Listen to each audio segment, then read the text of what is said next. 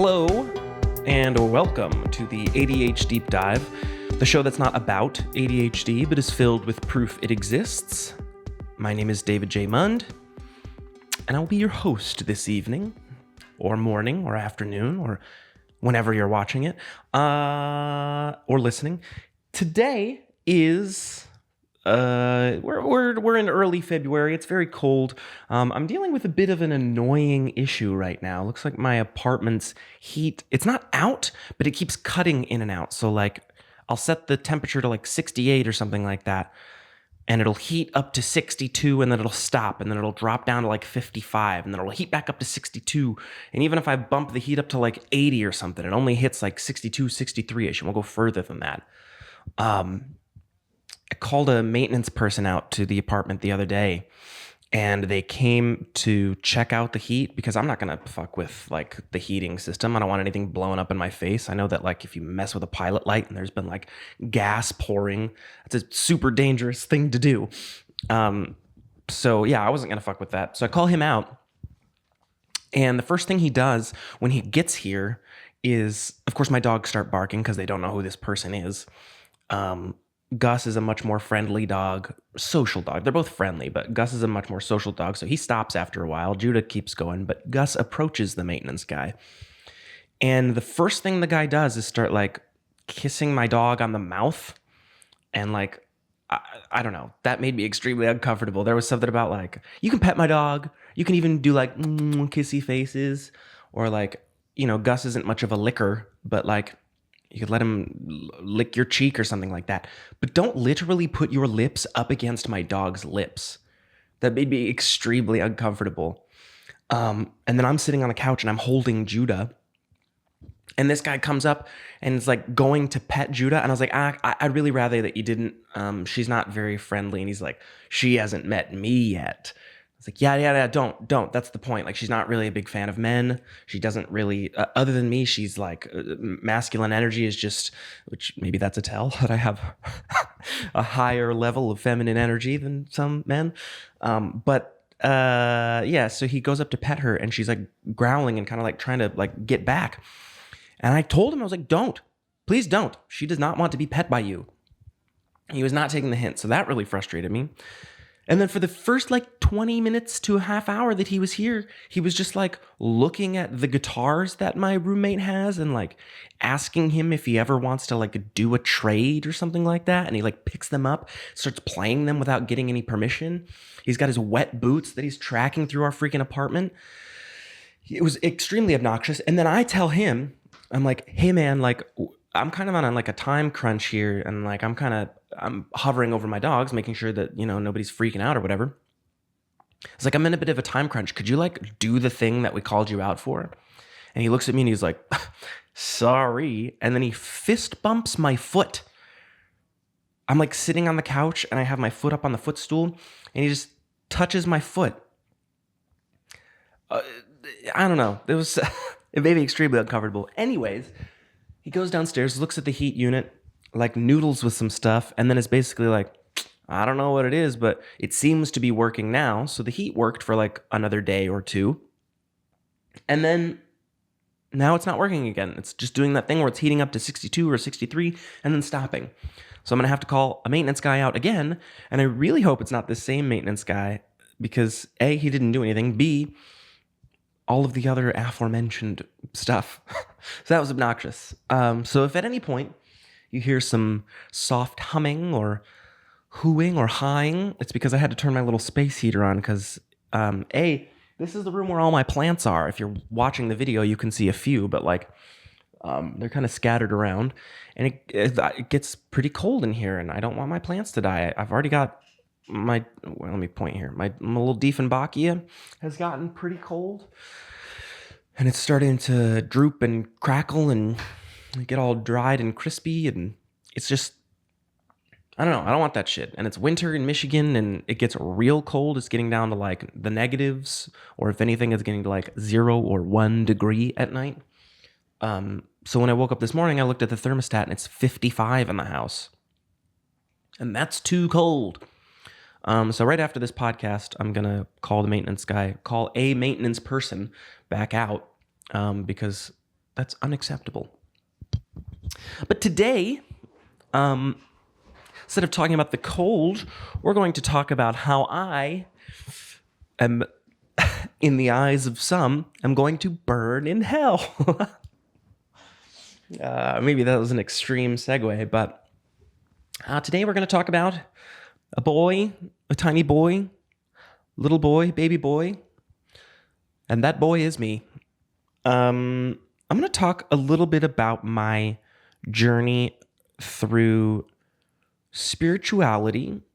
It doesn't need to be too extreme of a conversation. I'll just kind of present some sort of timeline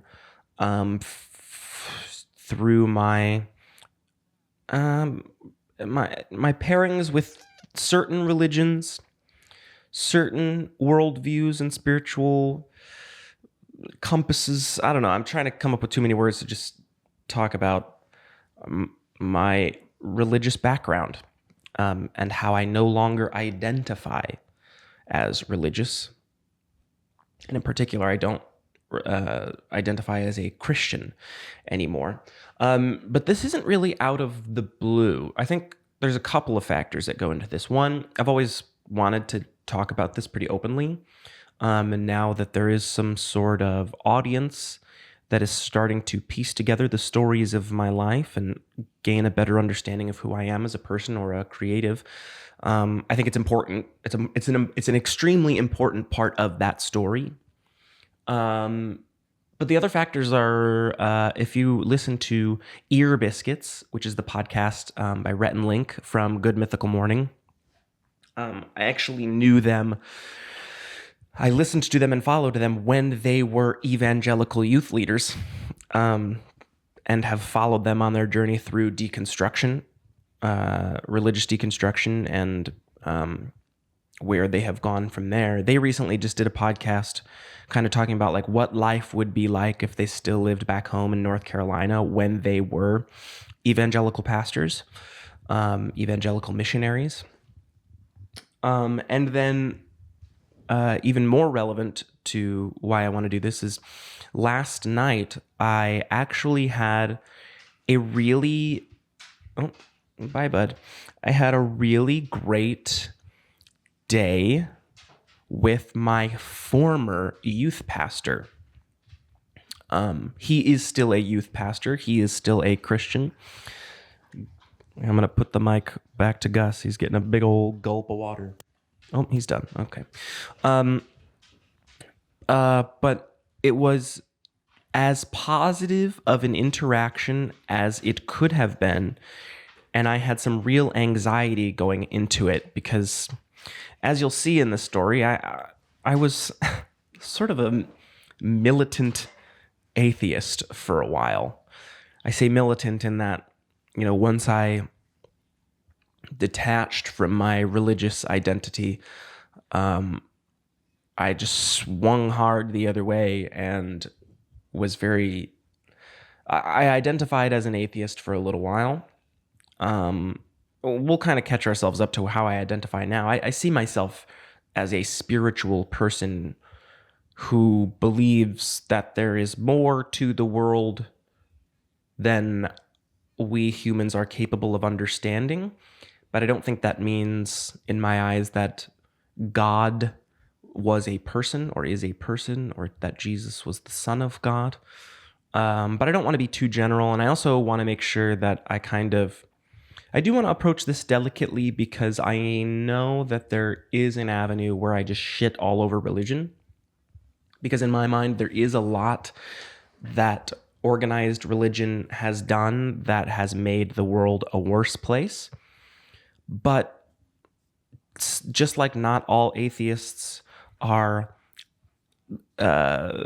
absent of morals or can't be kind people, I just believe that some Christians or Hindus or Buddhists or Muslims or, there's plenty of other religions that I'm leaving out. I'm just saying that my belief is that most people are good people.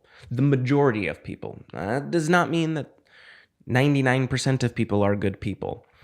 But a majority would be at least 51% of people in the world are just good people.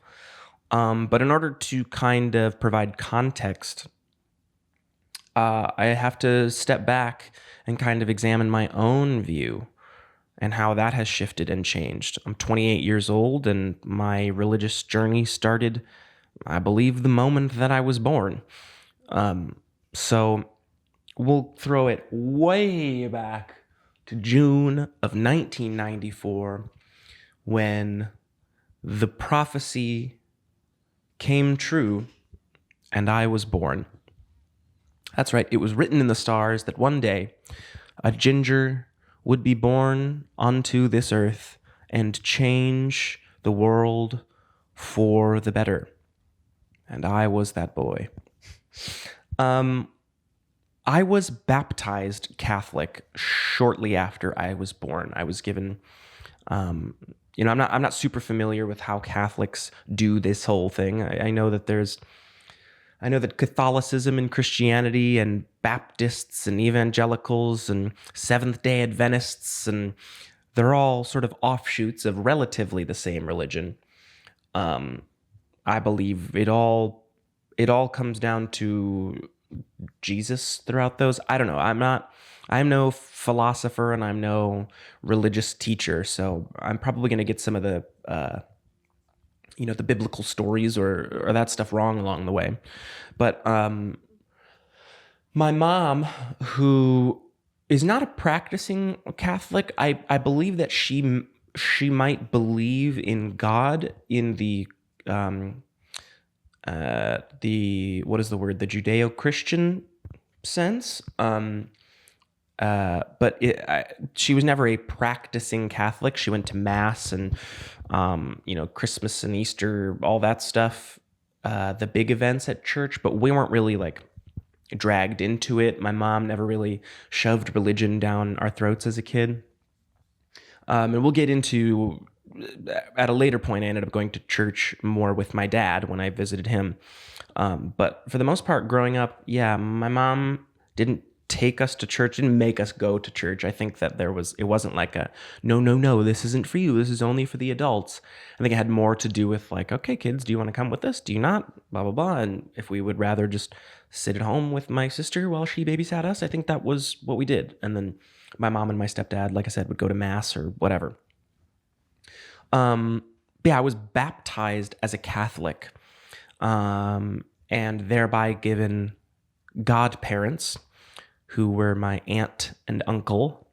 They then became this is, again, I don't really know how it works, but they became my aunt and uncle. I called them aunt and uncle.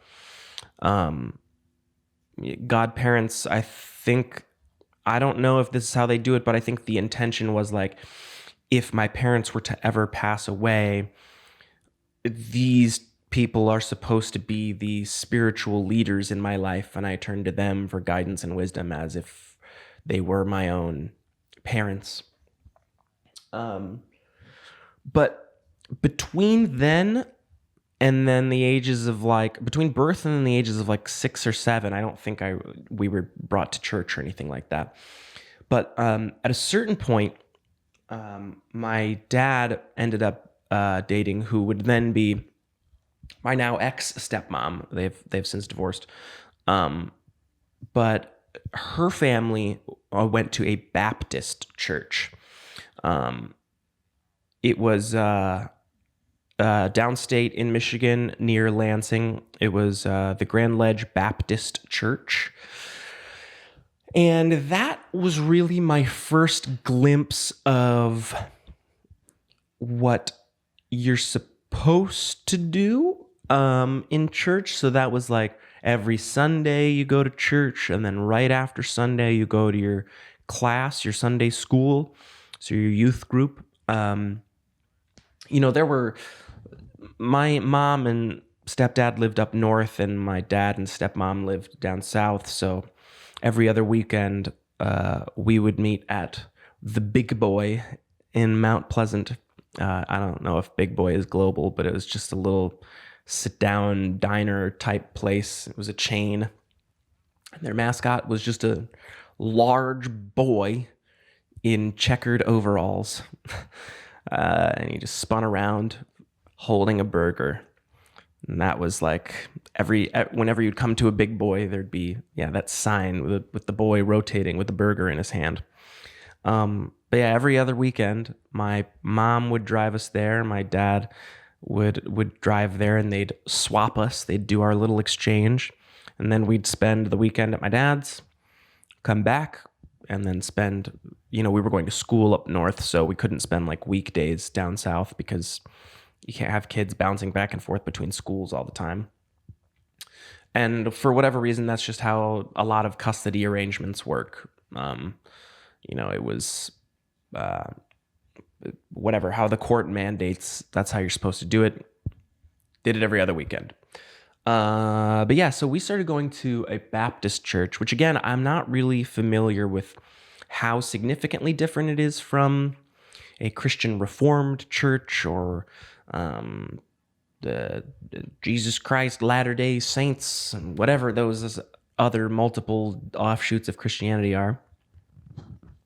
But it was the first time I had really formed a relationship with any sort of pastor or youth leader or group where the main topic of conversation was Jesus Christ, God, the birth, death, resurrection, living in sin, repentance, feeling guilt and shame for all you've not done, but because Jesus sacrificed himself for my sins, I am living in sin constantly and am impure.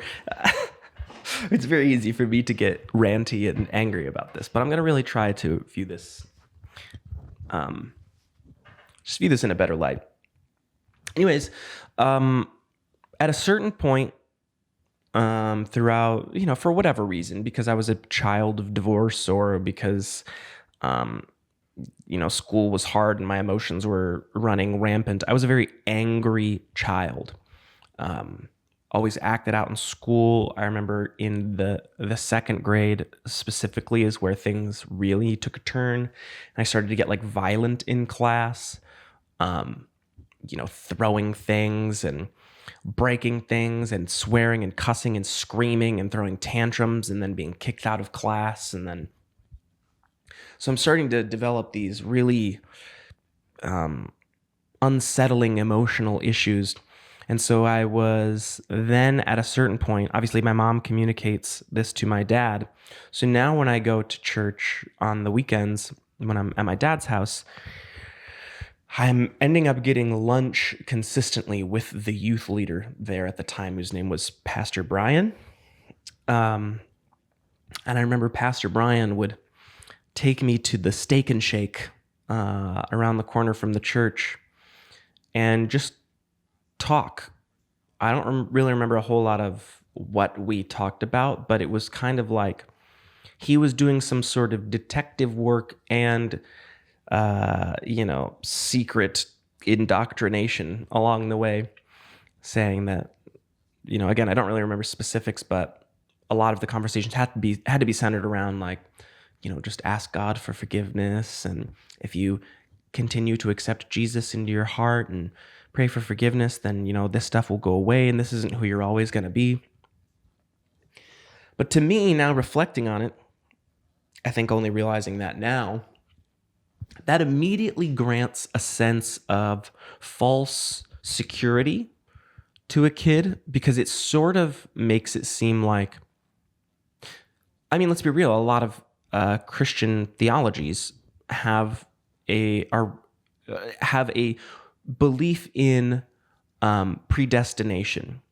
To me, it's one of the great oxymorons of religion that we are granted free will, but also that predestination is part of God's plan, that God knows everyone and everything and what you'll do, and he sees you when you're sleeping and knows when you're awake, knows if you've been bad or good. So pray for forgiveness, for goodness sake. But yeah, it's sort of like allowed me to shift the blame So I think my first views of religion was like, oh, if I just say I'm sorry to the big guy upstairs, then I can get away with pretty much anything I want. Um, and even though I, have my issues with religion now, I know, that's not how that works. That's not how that was intended to work. I took the wrong message, even though I believe the message that was given to me was wrong. Reflecting on it now, that is not what he was trying to say. That is not what most of them are trying to say, but that's how I took it. It was just a way for me to shift blame away from myself and look outward and not reflect. But at the same time, I'm like 7, 8 years old, Um, but that was most of my interactions with religion for the next 5 or 6 years. Um, I was only ever going to church then. I still don't really remember. If there were like funerals in my mom's family, we'd go to the funeral, and it was typically a Catholic funeral. So I was becoming familiar with how long and drawn out Catholic events are and can be. The stand up, sit down, kneel, stand up, communion, sit down, kneel, fight, fight, fight, rah, rah, rah. Yeah, and it was that for until I became like 13 or so. My sister at the time was going to this thing back up north. Actually, it was called Gems, which this will all tie in. It will become relevant to this future conversation. But it was this place. It was at the Lake City Christian Reformed Church. There was a thing called Gems and a thing called Cadets, which was essentially just like an after-school program that kids could go to be around other kids their age and be productive. So I remember when I went to Cadets at a certain point, I was like building a little toy race car, and I'm sure there was some subliminal messaging about hard works and that type of thing, but it wasn't overtly religious in my memory. But I started going to that because my sister was going to Gems, and it was right down the street from our house. But again, the only real like religious church going experience that I had up until this point was at my dad's Baptist church. And then at a certain point, at the same place that this Gems and Cadet stuff happened, every Saturday night, I think, it was either Friday or Saturday night. It was on a weekend. But it was this event called Open Door. And pretty much just like it sounds like, there was a youth building next to the church, and it was open door. It was an open door policy. Any kids between the age of, I want to say, 12 and 18 could go from the hours of like 6 to midnight. There were adults there to kind of watch over everyone. It was, again, not an overtly religious thing, but it was next to the church. And I'm sure along the way there was some subtle indoctrination, because that's how it's done. But the main point, at least from an outsider's point of view, was it's just a safe place for kids to go if their parents are at work, or they just want to have, or the kids, they just want to have some time without the kids, or, a place for the kids to just go and have fun. So there was video games. I remember that was where I got my first glimpse of Dance Dance Revolution and Guitar Hero.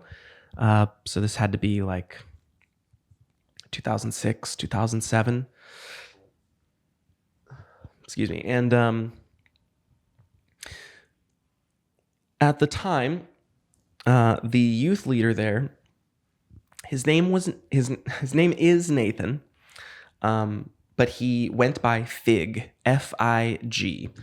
And as a spoiler to this conversation, I believe that Fig will soon be on this podcast. Like I said, he was when I mentioned at the top, he was my former youth leader who I recently got back in touch with. So that's kind of for the end of the conversation, but just for the sake of context here, yeah, Fig was the youth leader for the Christian Reformed Church, and he also hosted these events. And there's a bunch of other adults, bunch of other people who were like there to take care of kids and make sure everyone was being safe.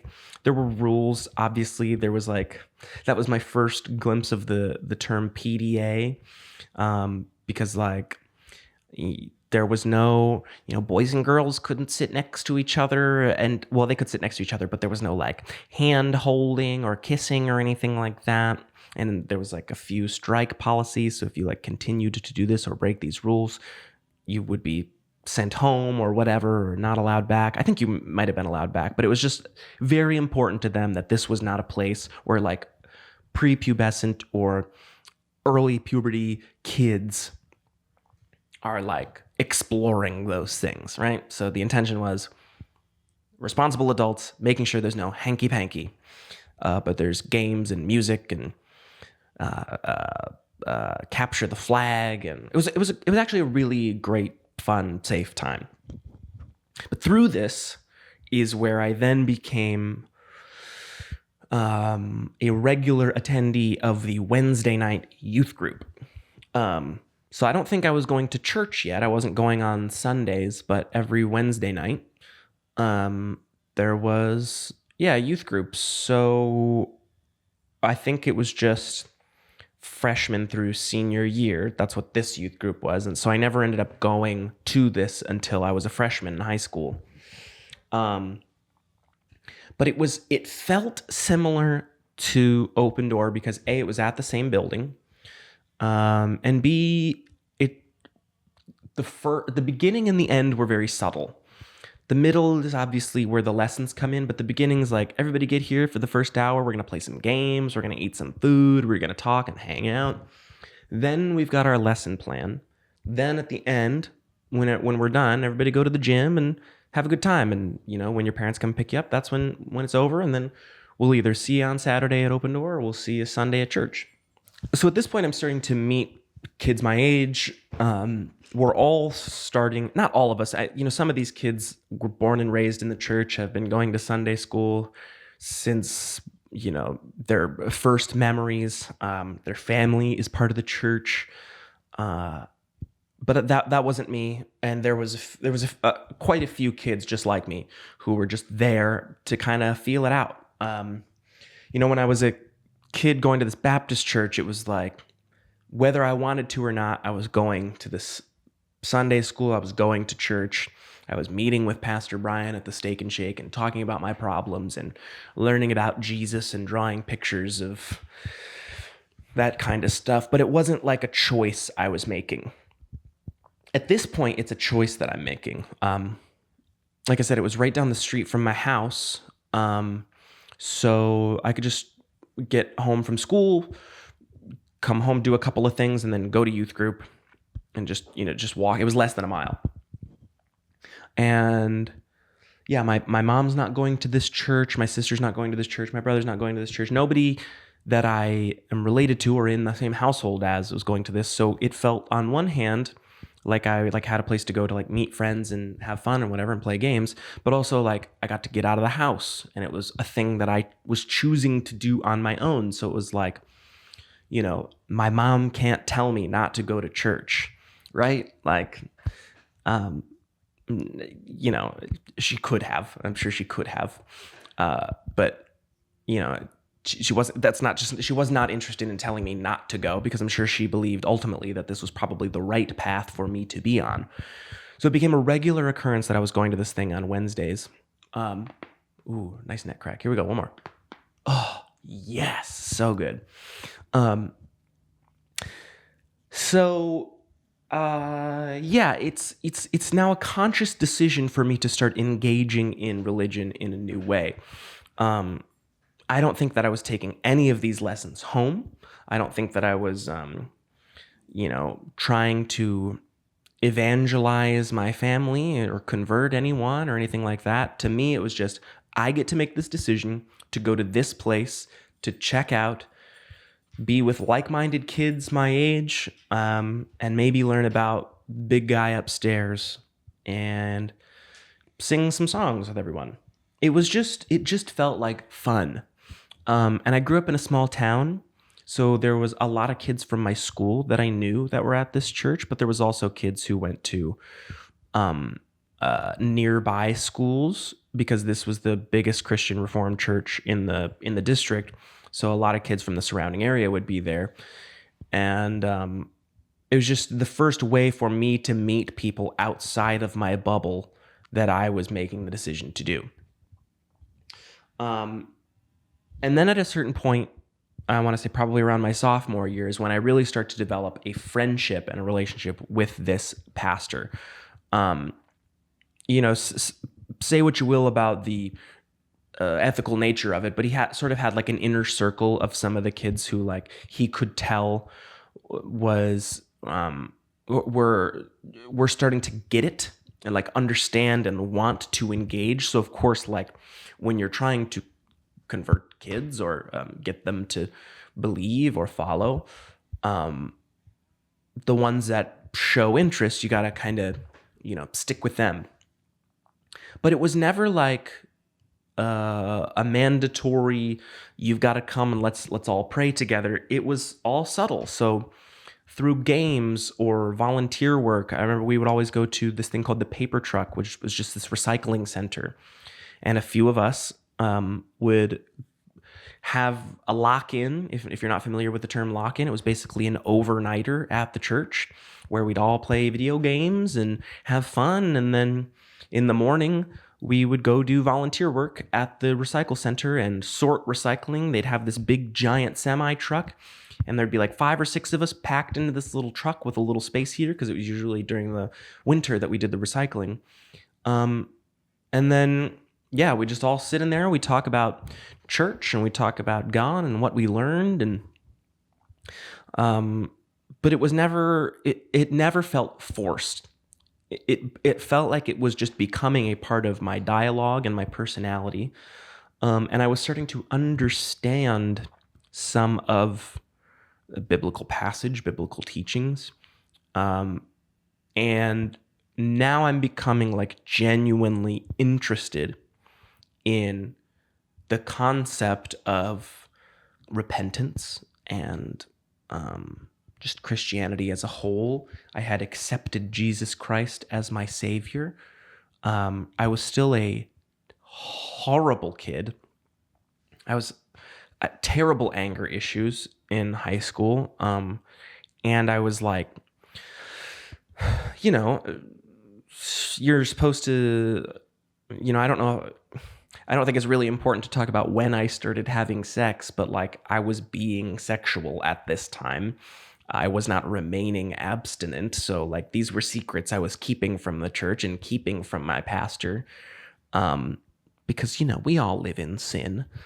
But I was starting to feel shame for these, quote, sins for the first time, rather than it just being like, whatever, I'll get forgiven. Now it was like, I started to reflect on how bad it was that I was even doing this stuff. So I really start to lean into the religion a little bit more towards the tail end of the sophomore year. But this now is like, we're going to youth retreats now. It's not just Wednesdays and Saturdays and Sundays. Now it's like there was a fall retreat and a winter retreat where like you'd have to get permissions signed and you'd be gone for like a week on this retreat which was exclusively about biblical studies. I mean, yes, of course, there's games and fun and you have to connect and we're all like staying in cabins and getting to know each other, but like you start to build this circle of religious accountability.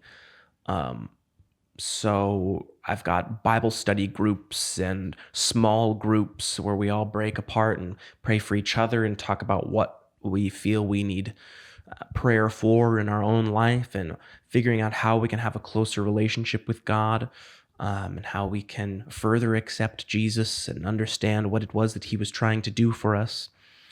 And it really became, and there's a whole lot of subcontext in there where I think there are people from that time that are still in my life that I think I do want to have on this podcast, but I think it's important for me to get my side out first so that, they can sort of have a safe place to talk about what their experience was.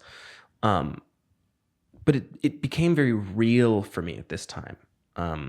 It was not just a thing that I was doing that was fun on the side. It was like games were a part of it, fun was a part of it, but the main goal was becoming a better Christian at this point. I was trying to write Christian music, and a few of my friends were learning how to play musical instruments and leading, youth praise groups. And at a certain point, I ended up playing drums on stage every Sunday for the church. So I think it was Tuesday nights were praise band rehearsal, where I was like, not just as a kid, now I'm with a bunch of other musically inclined adults and we're learning worship music. So Tuesday nights is the praise band rehearsal. Wednesday night is youth group. Saturday night is open door. Sunday is church. I'm playing music in front of everybody. And then after church, we've got our small groups and our Sunday school. And it was my life at this point now. And then at a certain point, my youth leader, Fig, accepted a position at a different church further downstate, and let us all know that he was going to be leaving the church. But this guy had become like, he was a younger guy, maybe mid to late 20s. But he was like becoming my friend, felt like an older brother to me.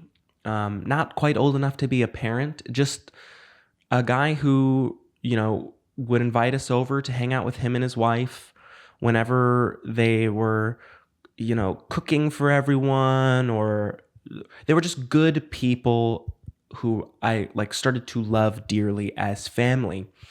And so when they told us that they were leaving, I think that's when I had my first crisis of faith, because I started to reflect a little bit on, like, why am I here? Am I actually here for God, for Christ? Or am I here because I'm part of the inner circle and I finally feel accepted? At this point, I had quit football. I wasn't in any extracurricular activities. I was failing in school. And I had a small social circle, but my friends were all the people from church at this point.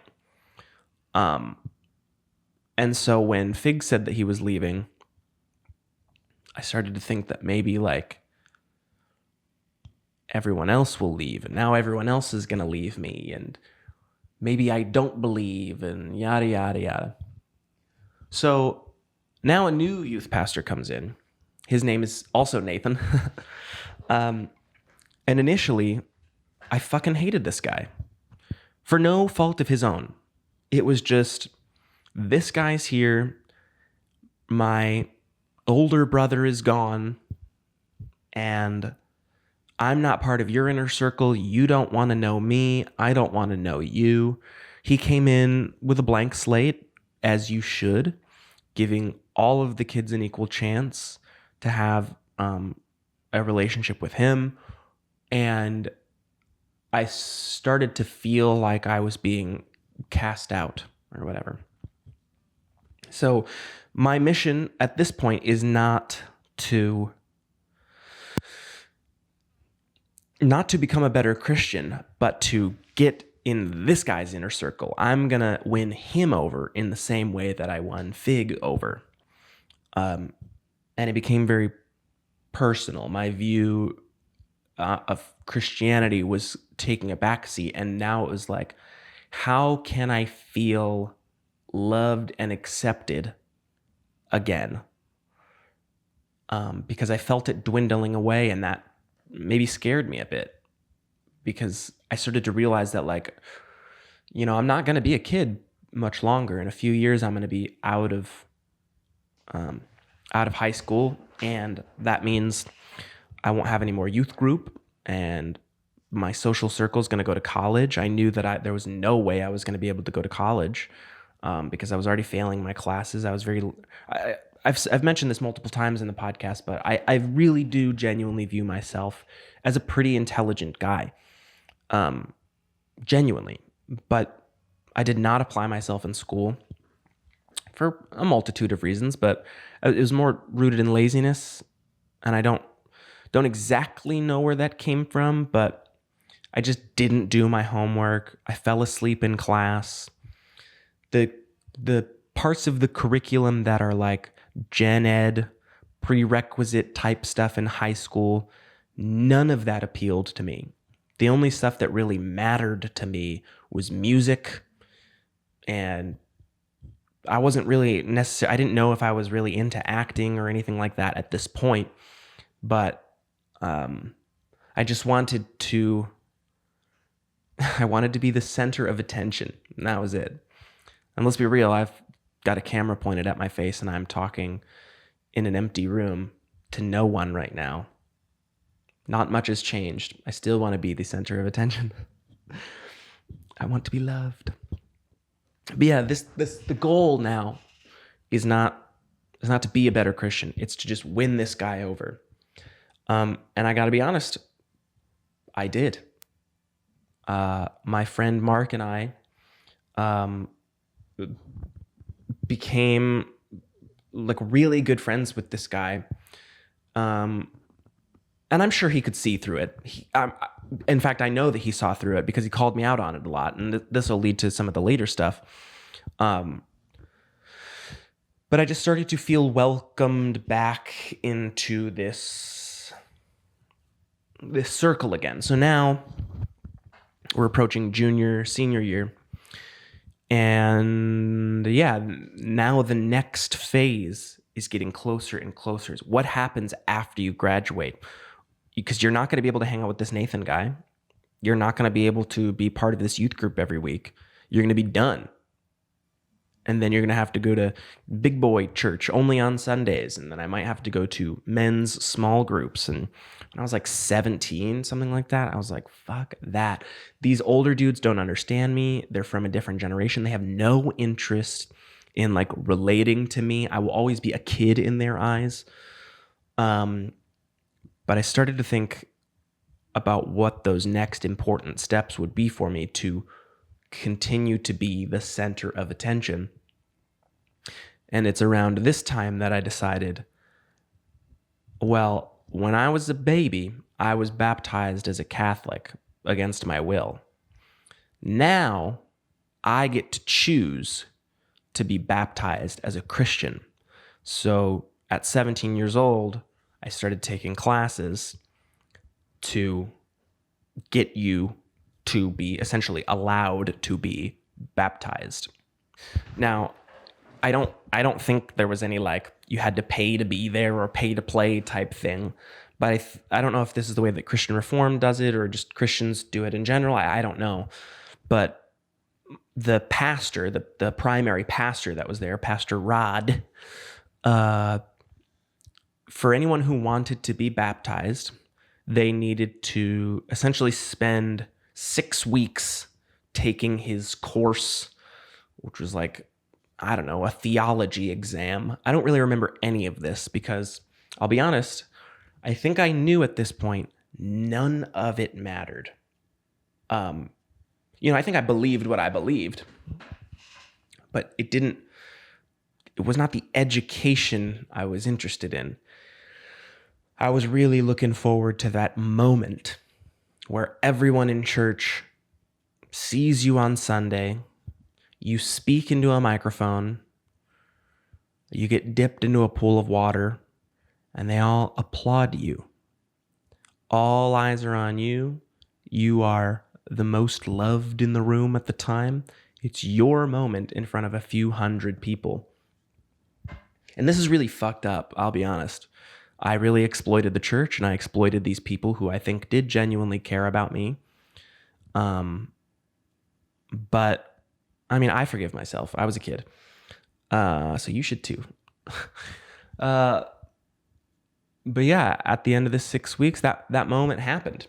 In fact, I actually remember a pretty funny thing that happened. This just goes to show that I didn't pay attention to any of it. It was more about the moment than it was about the journey. When you are baptized as an adult or as a conscious thinker, not an infant, a few things get asked of you while you're up on the stage. And one of those things is, what is your Christian name? Now, your Christian name is your first and middle name. I didn't know that he was asking me that. So he goes, now, what is your Christian name?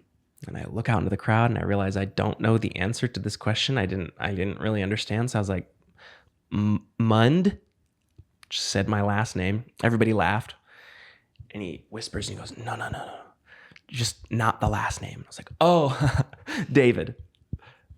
Everybody laughed again. He's like, and then he again moves the mic away from his face and he goes, David, no, your first and middle name. Sorry, that's your Christian name. Oh, David Joseph. And everybody applauds. Ha ha ha ha ha. So not only did I have all eyes on me getting ready to applaud me, but now I got the room chuckling with me. And then, yeah, it's pretty straightforward. I don't, some people are dunked. You can be dunked into a lake or a pool or whatever. It doesn't have to be holy water or whatever, but there just so happened to be the way that he did it at this church. There's, the bowl of water, and then, take a little bit, sprinkle it on my head, baptize you in the name of the Father, and then he goes like this, makes a little cross on my forehead, and of the Son, and then he does it again, and of the Holy Spirit. And then he places his hand on my head. I hold his other hand and we pray together for a little bit. And then he introduces me to everyone. He goes, now baptized in the faith, please give a round of applause for David, for he has accepted Jesus Christ into his heart. Yeah. Oh my God, I did it. Oh, wow. The crowd goes wild. He believes in Jesus. And honestly, it is very shortly thereafter that I went, pardon me if this is insensitive, I have seen the mountaintop. I was done. I was over it. I got into the inner circle with my old youth pastor. I was becoming, I don't want to use the word beloved, but I was a friendly face to a lot of the kids my age. I got along with most people. My youth pastor left, and I won over the new one.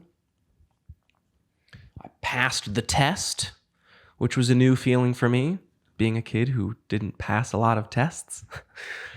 And then I won. I convinced everyone in that church that I gave a shit. And while I have forgiven myself for this, I think just saying the words out loud really do feel a little bit sinister, because it couldn't have been my intention to exploit or manipulate everyone there. Because I was a kid, man. I mean, I just wanted to feel loved. I wanted to feel accepted. And this was the way to do it, and it was working. But then I start phasing out. I'm coming less and less to church, coming less and less to youth group. I graduate high school, and then I never go back. I maintained some friendships with kids from the church. And as I alluded to at the beginning, I've recently reconnected with my old youth pastor as a person who is now, I still do not identify with any particular religion. But we'll get to that point. So if you have been a Christian in the past, or if you have dabbled in any religion in the past, you'll know that, well, maybe you won't. This is just maybe my example, and I've heard other anecdotes of others, is once I start to deconstruct and start like critically viewing the philosophy or the theology that I'm following, I just start to believe it less and less. And again, this is where I sort of want to tiptoe around it. I don't want to necessarily criticize anyone's worldview. I think my problem with religion in general is, organized religion that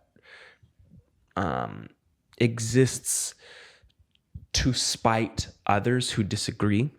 So, most of the wars that have ever been fought have to do with, my God is different than your God, or my God doesn't believe that you should exist. My God says I'm not supposed to talk to you.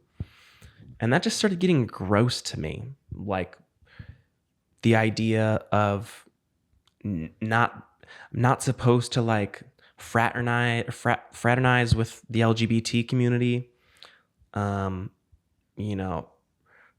Anytime we'd go on mission trips or something, we'd talk to people who are like overtly atheist or a different religion, and we'd try to convince them that theirs is wrong and Jesus is the only way. And I just remember it becoming gross to me. So that was initially like the initial phase out. And I'm sure, at this point, I'm having sex at this point, and I start to realize that like, oh my God, I'm going to hell because I'm exploring the natural part of human existence. And, you're not supposed to have sex out of wedlock and all this PDA shit, but like, you're a kid who's got hormones running through their brain or through their veins. And like, I'm supposed to shame myself for doing what humans have done for hundreds of thousands of years. Anyway, we don't have to get into the sex side. Because again, I'm very young at this point. I was a sexually active 17-year-old, but I was a sexually active baptized 17-year-old, and the hypocrisy was becoming too much for me to bear. And so I stopped.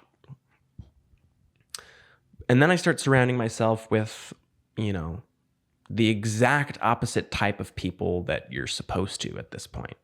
So, I'm starting to party, I'm starting to drink, I'm starting to do drugs. And I'm getting a lot of questions about like what I believe. And for the first time in my life, these ideas are being challenged by people who aren't in this bubble that I'm in. And it started to break down my worldview quite a bit. And it kind of became too much to handle. And very quickly, the whole view of what happens when we die just fell apart. And when that fell apart, it was like, well, is any of it true? Was Adam and Eve real? Did Moses really part the Red Sea? Was Noah's boat that big? Where were the dinosaurs? That kind of shit. The general issues that people have with Christian theology or fundamentalism. And then my grandmother dies. My stepdad's mom, my grandma Bev. And when we went to her apartment to clear everything out, I found out that she was a Buddhist. She had been practicing Buddhism for decades, and I knew none of this. But I was also smoking weed too. So, especially when you first develop a relationship with weed, everything is new and far out, man. And Buddhism, like, I don't know, it felt like the most interesting thing I had ever heard of. So I started like looking into my grandma's past and talking to my stepdad about what she was like and what she believed and some of her ideology. And then, the internet exists. So I'm researching every single thing I can about the religion or the ideology. And there's also a little sub factor here. I started at this point in my life, I was really leaning into my dreams.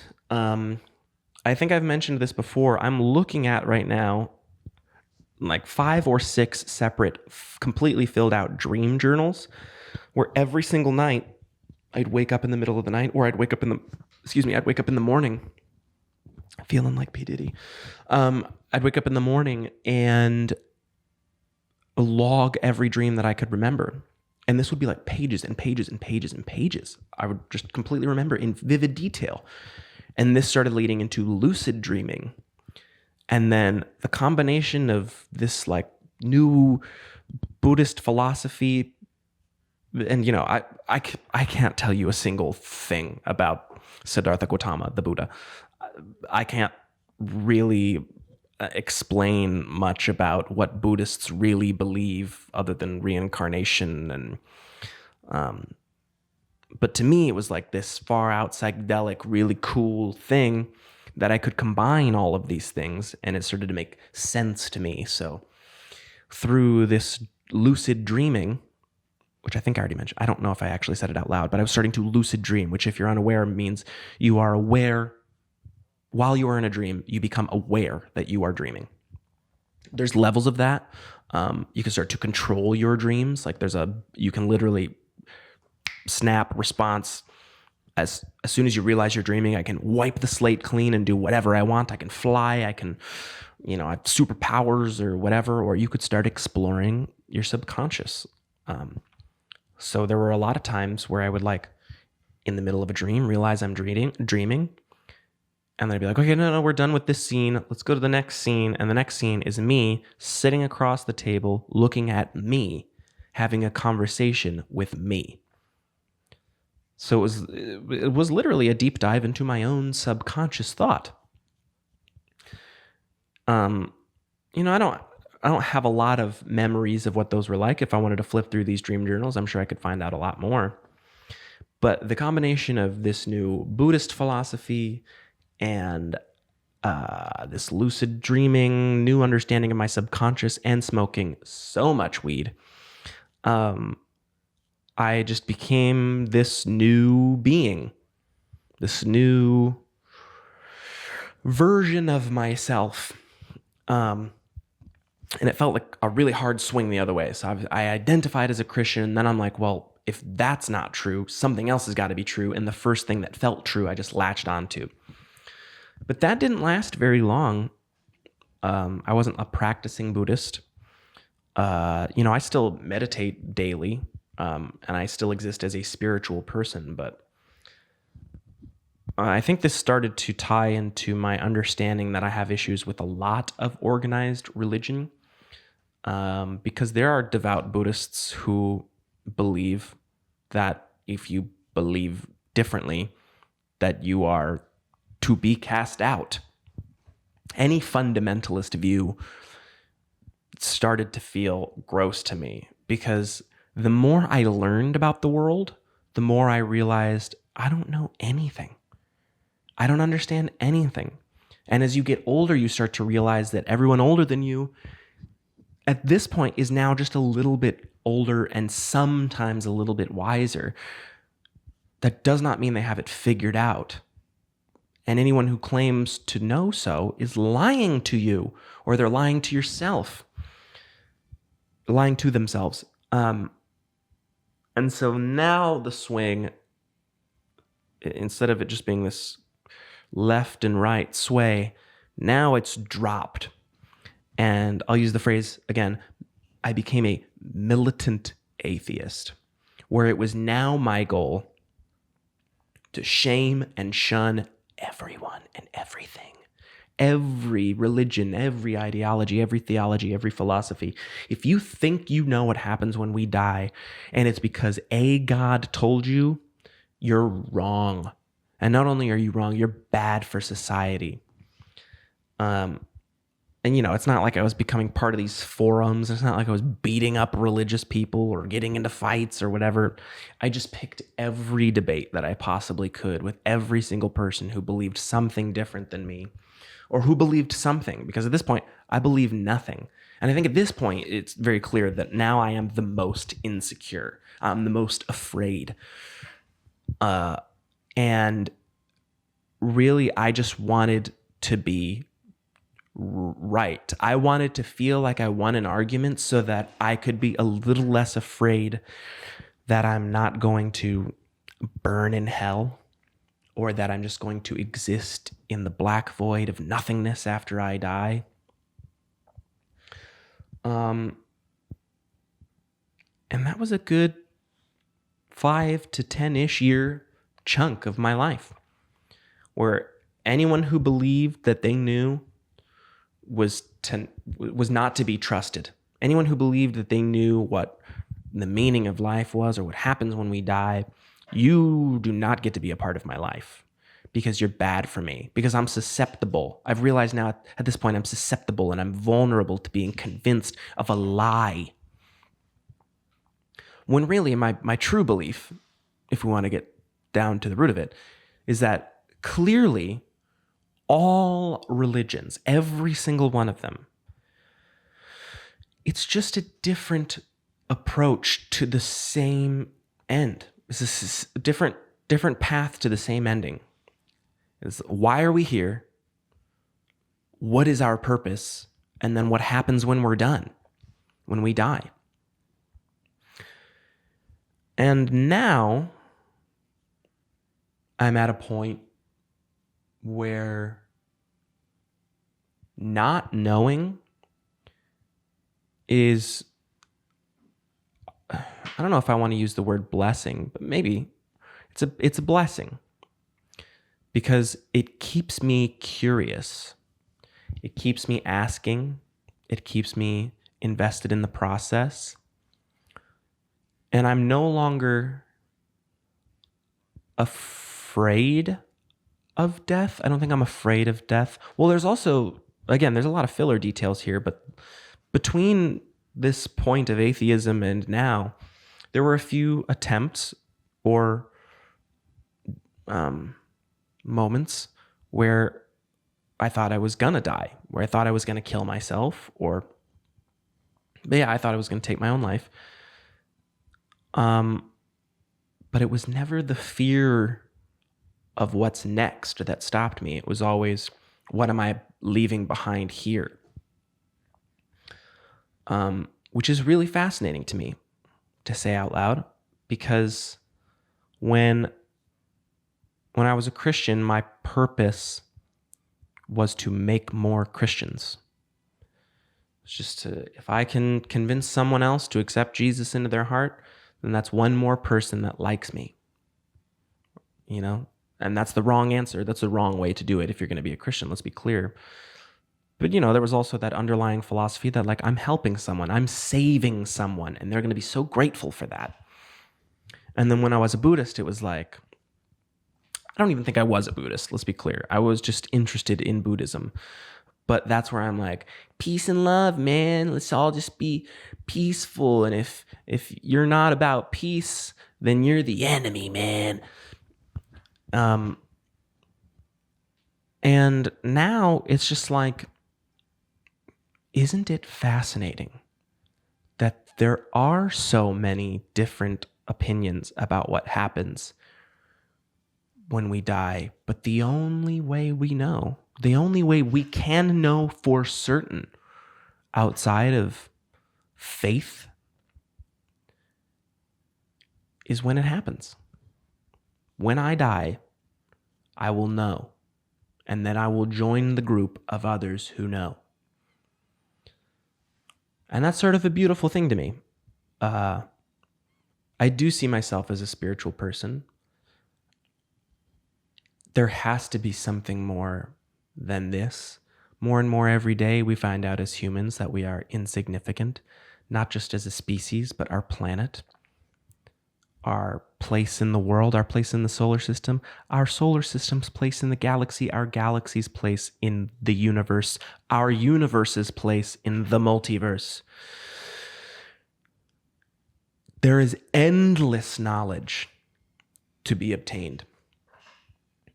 Our capacity for understanding only goes so far. There are many things that we will never understand because the human existence is so short. So to me, it's less about what happened before or what happens after.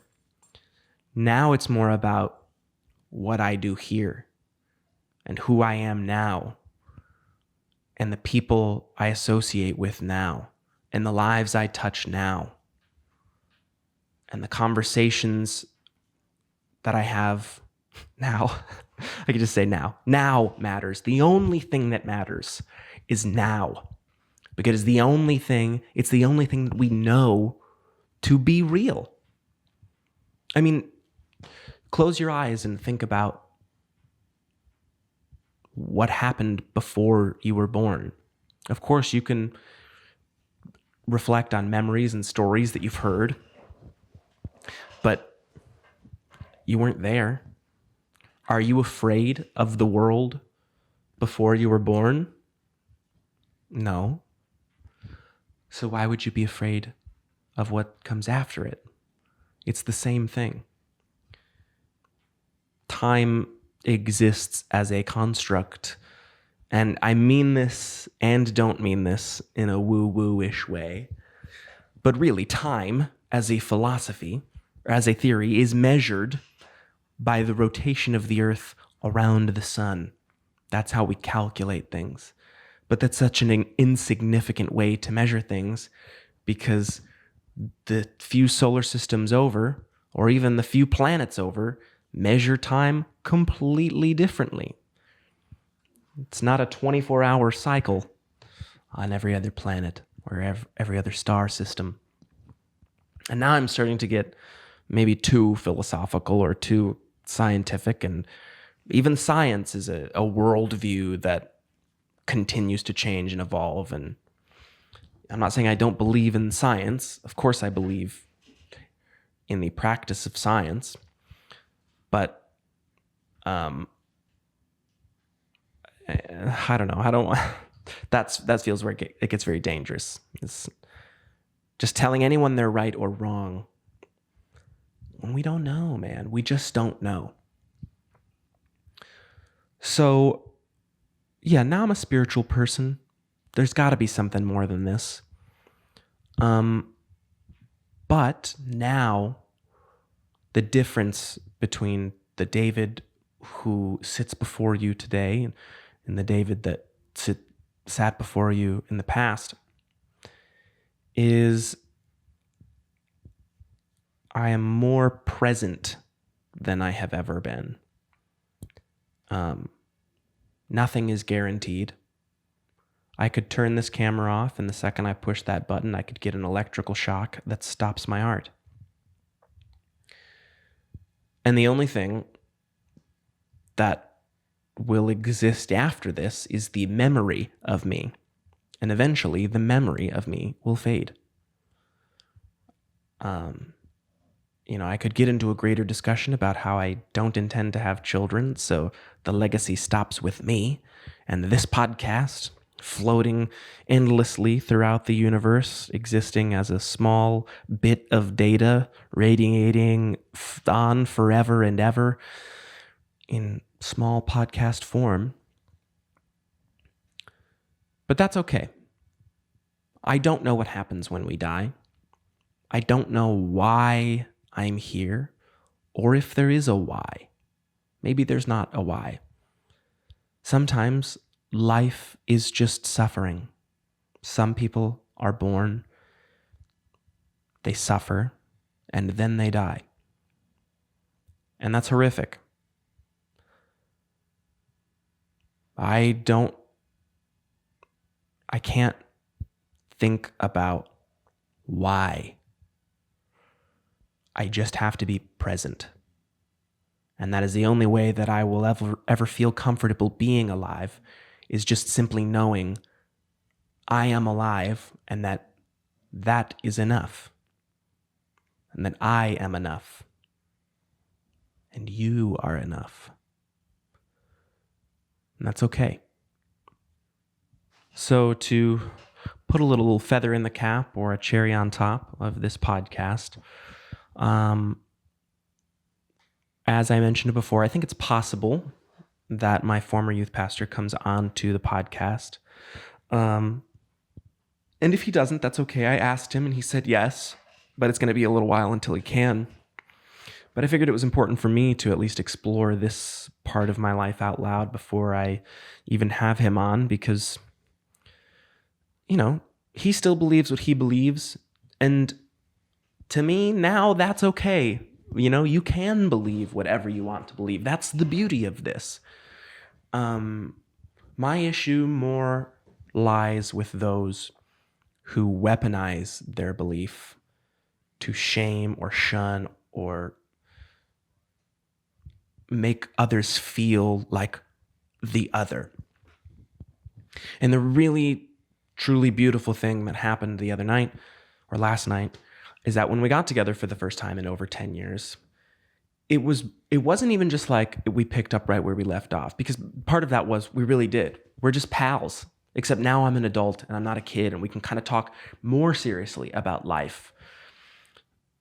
But I felt no judgment.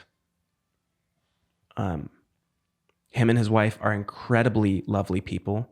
They have a great family.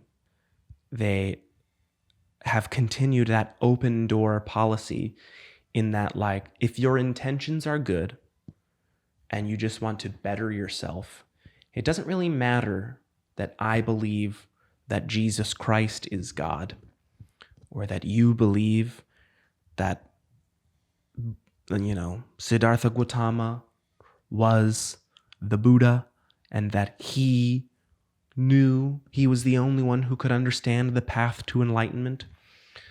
Or, I'm not trying to leave out other religions. The main point is, it's okay to believe something different, as long as you don't, weaponize that belief. So I would love to allow this podcast to be a safe space where that can be talked about openly and honestly. And if we don't agree, then we don't agree. But as long as we approach the conversation with patience and kindness and love and understanding, then we'll all get somewhere. We will all have a greater understanding of others if we just talk. We just talk to each other and ask questions, not to try to dissuade someone from believing what they believe, but just to get a better understanding of why they even believe what they believe in the first place. So yeah, I think that's where I can end this conversation. That felt pretty good, right? What updates should I give you here? Here's a fun one. I don't know what I'm going to do with these. Perhaps I'll just scatter them all around town, but I got some stickers, some A.D.H.Deep-Dive with David J. Mund stickers. It would be silly of me to sell them on my website right now, because I'm not going to have anyone just buy a sticker, because the cost of shipping it out is a bit much for just one sticker, and I've only got like 25 or 30.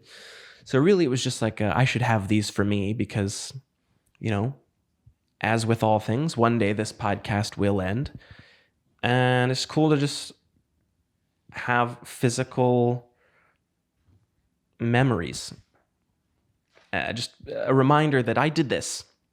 This podcast is the truest version of myself. This is the real me. And sometimes I'm masking or hiding or ashamed, and I'm kind of burrowing into my emotions, but the goal is to be the most vulnerable, true, raw version of, and authentic version of me that I can. And that changes every single day. So I got stickers to remember it. And I think that's where we'll end things. I've mentioned a few times that I have a partnership sponsorship coming up. That will be divulged soon. I'm very excited to tell you more about that. But for now, thank you for being here. I love you. And I'll see you next week.